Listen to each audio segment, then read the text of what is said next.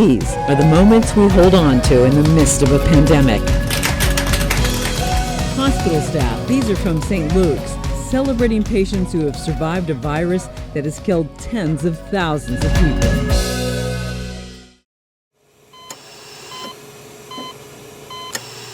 In the first horrific weeks of the coronavirus, many of the very sick ended up here, hooked to a ventilator, unable to breathe on their own. Mechanical ventilation is a treatment of last resort. The pulmonologist and critical care Dr. Gary Salzman knows ventilators save lives. It did for Rhonda Fletcher, who started gasping for air minutes after having a bad reaction to an allergy shot. My face was swollen up and it was red, pink as the shirt. She spent the next 6 days hooked to a ventilator, unable to move.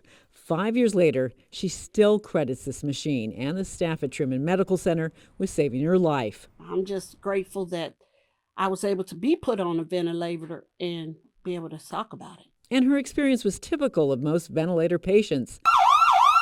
That was until COVID-19, where the prognosis is bleak. Researchers studying New York City COVID patients placed on ventilators discovered the vast majority die. The death rate was 76.4% for adults between the ages of 18 to 65. And for patients over the age of 65, nearly everyone died. This is unique, and we're all trying to figure out the best way to manage these patients. Which is why pulmonologists like Salzar are increasingly relying on other breathing devices like PAP machines and nasal cannulas, where tubes are attached beneath the nostrils and deliver air to the nose without having to sedate the patient. It's a novel virus, and we are still learning about it, how the lungs respond to it, and how to best treat those lungs.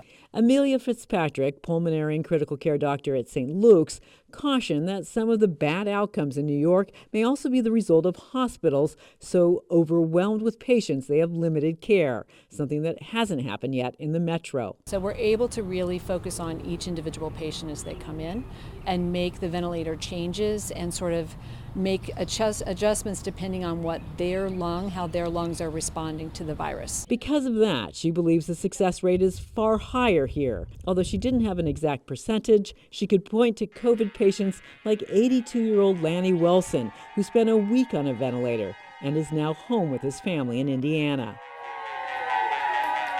But there is no dispute that if you can treat patients before a ventilator becomes necessary, the better chance they have of surviving. That's why this device is gaining attention, an oximeter. You clip it to your finger and it measures your blood oxygen levels. We are seeing remarkably low oxygen levels in patients. Less than 70%, even in patients who don't appear to be sick. She believes anyone who has tested positive for coronavirus should have their oxygen levels tested if they feel short of breath. She said that should be the new standard. So my oxygen saturation is 97%, and that's normal. The goal is early intervention, giving patients the best chance to survive. Linda Wager, Fox 4 News.